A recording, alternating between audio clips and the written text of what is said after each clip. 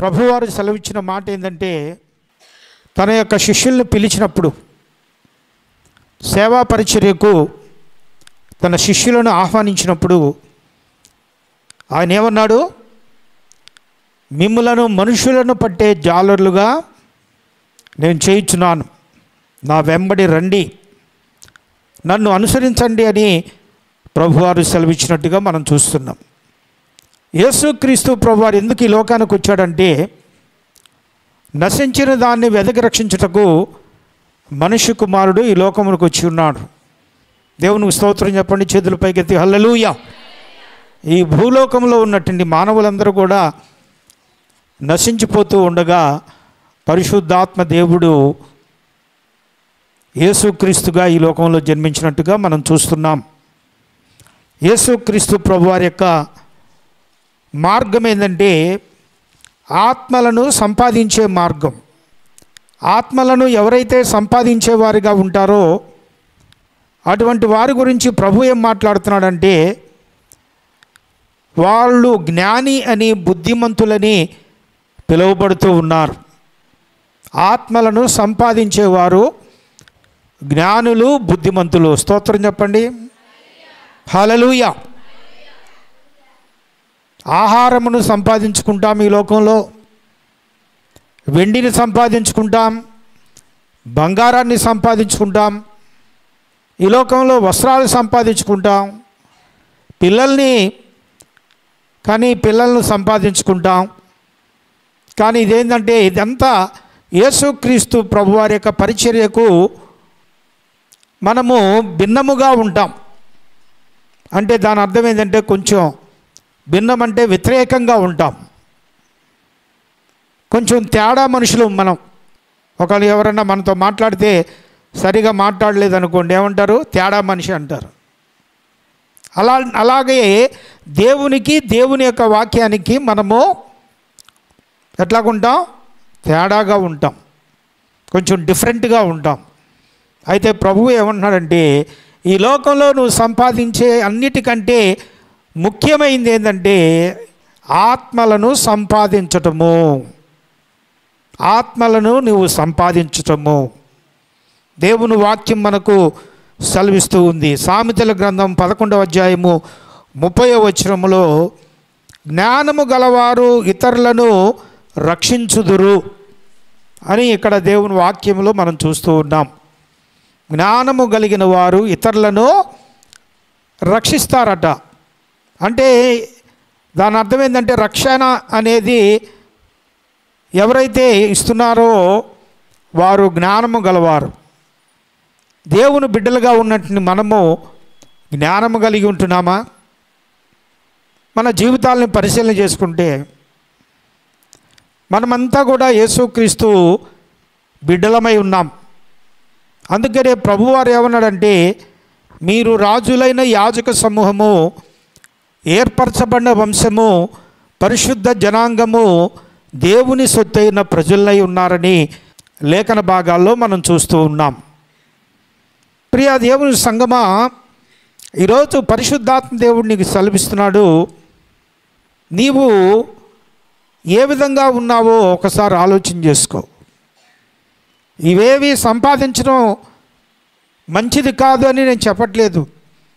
లోకంలో ధనము, వస్త్రాలు, వెండి బంగారములు, ఇల్లు వాకిళ్ళు, ఇవన్నీ ఒకవేళ నీకు ఉంటే ఉండొచ్చు, లేకపోతే లేకపోవచ్చు. ఏది ఏమైనప్పటికీ దేవుడు ఏమంటున్నాడంటే, అన్నిటికంటే ముఖ్యమైనది ఒక ఆత్మనైనా నువ్వు దేవుని దగ్గరికి తీసుకొని రాగలుగుతున్నావా? లేక ప్రభువారు చెప్పారు, మీరెవరూ కూడా రిక్తహస్తులుగా రావద్దు. రిక్తహస్తులుగా అంటే అర్థమైందంటే ఒట్టి చేతులతో రాకూడదు. అక్కడ కానుక గురించి కాదు దేవుడు ఆ మాట అంది. నీతో పాటు నీ కుటుంబము, నీతో పాటు నీ భర్త, నీతో పాటు నీ కుమారుడు, నీతో పాటు నీ కుమార్తె దేవుని దగ్గరికి రావాలి. స్తోత్రం చెప్పండి, అందరు చెప్పండి గట్టిగా హల్లెలూయా. దేవుడు నిన్ను ఎందుకు ఏర్పాటు చేసుకున్నాడు అనే ఉద్దేశాన్ని నువ్వు జ్ఞాపకం చేసుకున్నప్పుడు, ఎందుకు దేవుడు నన్ను ఏర్పాటు చేసుకున్నాడు అని మనం ఆలోచించినప్పుడు, దేవుని యొక్క సన్నిధికి నీవు కొంతమందినైనా సరే తీసుకొని రావాలనే ఉద్దేశంతో దేవుడు నిన్ను పిలుచుకుని ఉన్నాడు. హల్లెలూయా. నీ అంతటి నువ్వు ఇక్కడికి రాలేదు, గుర్తుపెట్టుకోండి. మనంతటి మనమే ఇక్కడ దేవుని మందిరంలోకి వచ్చి కూర్చోలేదు. దేవుని పట్ల మనము మంచి ఉద్దేశాలు కలిగి ఉన్నామని కాదు, దేవుణ్ణి మనం నమ్ముకున్నామని కాదు. దేవుడే నిన్ను ప్రేమించి నిన్ను ఎన్నుకొని నిన్ను తన రాజ్య వారసులుగా చేయడానికి ఎవరో నీ కొరకు ప్రార్థన చేశారు. ఎవరో ఒక పెద్ద ఆమె నీ కొరకు ప్రార్థన చేసింది, లేకపోతే ఒక పెద్ద ఆయన నీకు దేవుని వాక్యం అందించాడు. ఏ విధము చేతనైనా సరే నువ్వు రక్షింపబడి నీవు యేసు ప్రభువాన్ని సొంత రక్షకునిగా అంగీకరించి ఇక్కడికి వచ్చి చేరావు. మనమంతా ఇక్కడికి వచ్చింది ఏంటంటే ప్రభువు నిన్ను ఆకర్షించాడు. హల్లెలూయా. దేవుడు యేసయ్య నిన్ను ఆకర్షించాడా లేదా? యేసయ్య నిన్ను ఆకర్షించాడు కాబట్టి నీవు ఇక్కడ చేరి ఉన్నావు. యేసయ్య నిన్ను ఏర్పరచుకున్నాడు కాబట్టి నీవు ఇక్కడికి వచ్చి ఉన్నావు. అంతేగాని మన శక్తి కాదు, మన బలము కాదు, మనమేదో దేవునికి ఒక పెద్ద కానుక ఇస్తున్నామని కాదు, నీకు నువ్వే సమర్పించుకున్నావని కాదు. కానీ ప్రభువు నిన్ను ప్రేమించి తన సన్నిధికి పిలిచాడు. చాలామందిని మనం చూసినప్పుడు ప్రియులారా, మరి న్యూస్ల్లో మనం వింటూ ఉంటాం, ఫలాని వ్యక్తులు సముద్ర స్నానానికి వెళ్ళి అక్కడ మునుగుతూ అలల దాటికి కొట్టుకొని వెళ్ళిపోయి చనిపోయారు అనేవి వింటూ ఉంటాం. అవి ఎక్కువగా ఎప్పుడు జరుగుతాయి అంటే ఆదివారాలు జరుగుతాయండి ప్రియులారా.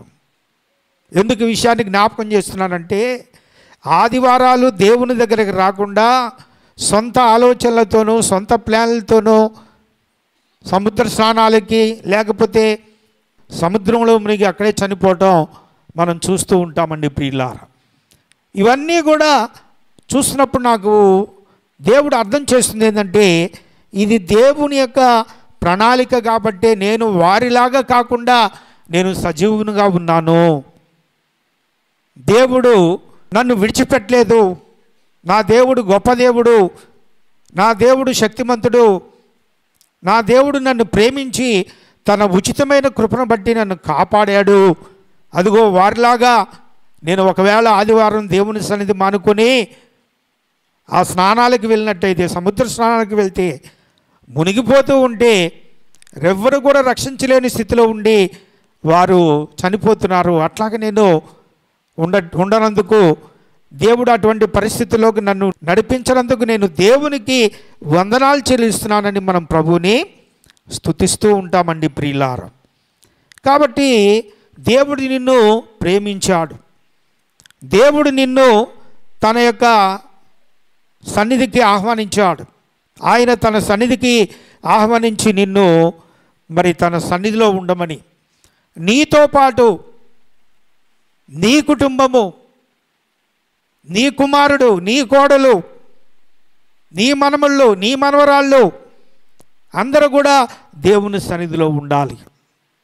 అది దేవుని యొక్క చిత్తమై ఉన్నది. పోనీ నీవు వేరుగాను నీ కుమారులు వేరుగా ఉంటే వారు ఎక్కడికైనా వెళ్ళని, అయితే దేవుని సన్నిధికి వెళ్తున్నారు లేదా? ఎక్కడికి వెళ్ళే వాళ్ళని అక్కడికి వెళ్ళనివ్వండి, ఎక్కడికి రావాలనుకుంటున్న వారిని అక్కడికి రానియండి. ఏదైనా అది దేవుని సన్నిధా లేదా అనేది నువ్వు ఆలోచించాలి. దేవునికి స్తోత్రం. ఇర్మియా మరి భక్తుడు అంటాడు ఈ మాట, వారు ఎక్కడికి వెళుదురో అక్కడికి వెళ్ళనీయుడి, ఎక్కడికి వచ్చేదరో వారిని రానీయుడి అని ప్రభు మాట్లాడుతున్నాడు. ఎవరు ఎక్కడికి వెళ్ళేవాళ్ళు అక్కడికి వెళ్తున్నారు, మంచిదే, దేవునికి స్తోత్రం. అయితే నీవు రక్షింపబడిన రీతిగా నీ కుటుంబం రక్షింపబడిందా లేదా? నీవు రక్షింపబడిన రీతిగా నీ ఇరుగు పొరుగు వారు నీతో కూడా దేవుని యొక్క మార్గంలోకి వచ్చారా లేదా అనేది ఆలోచించాలి.